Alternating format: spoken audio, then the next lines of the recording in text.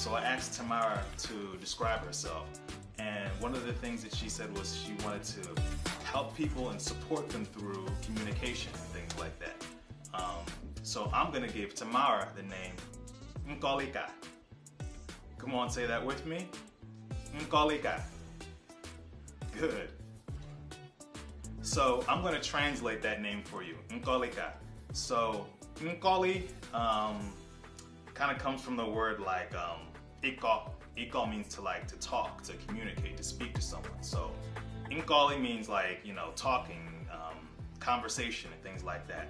And ka, which you've probably seen in other videos that I've made, ka means like it's better or greater than or is the best. So when you put those two together, you get Nkolika. Nkolika means basically talking or communicating is the best. Talking or communicating